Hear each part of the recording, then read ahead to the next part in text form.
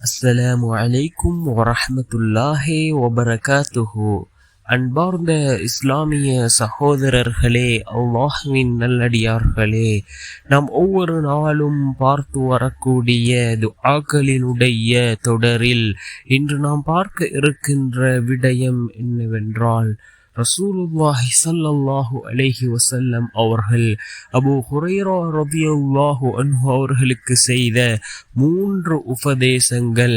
Abu Hurairah ரலியல்லாஹு அன்ஹு அவர்கள் மரணிக்கும் வரை இந்த 3 உபதேசங்களையும் தங்களுடைய வாழ்க்கையில் எடுத்து நடந்தார்கள்.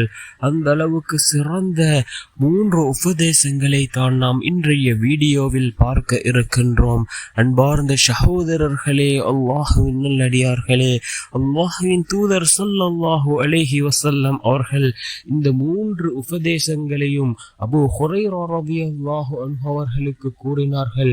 அதில் முதலாவது, ஒவ்வொரு மாதமும் 3 நோன்புகள் நோற்று வாருங்கள் என்று கூறினார்கள் ஸல்லல்லாஹு அலைஹி வஸல்லம் அவர்கள்.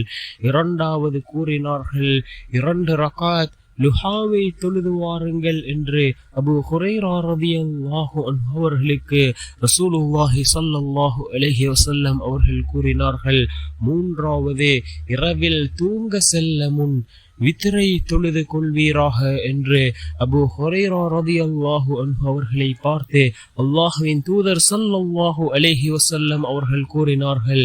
அபூ ஹுரைரா ரலியல்லாஹு அன்ஹு அவர்கள் கூறுகிறார்கள், நான் மரணிக்கும் வரை ஊரில் இருக்கும் போதும் பிரயாணத்தில் இருக்கின்ற போதும் இந்த 3 விடயங்களையும் விடவே இல்லை என்று அபூ ஹுரைரா ரலியல்லாஹு அன்ஹு அவர்கள் கூறிய ஹதீஸ் முஸ்லிம் என்கின்ற நபிமொழி தொகுப்பு நூலிலே 721வது ஹதீஸாக பதிவு செய்யப்பட்டிருக்கின்றது. ரசூலுல்லாஹி ஸல்லல்லாஹு அலைஹி வஸல்லம் அவர்கள் அபூ ஹுரைரா ரலியல்லாஹு அன்ஹு அவர்களுக்கு செய்த இந்த 3 உபதேசங்களையும் நாமும் நம்முடைய வாழ்க்கையில் எடுத்து நடப்போம். நிச்சயமாக அல்லாஹ்வினுடைய எல்லா விதமான உதவிகளும் நம்மை வந்தடையும்.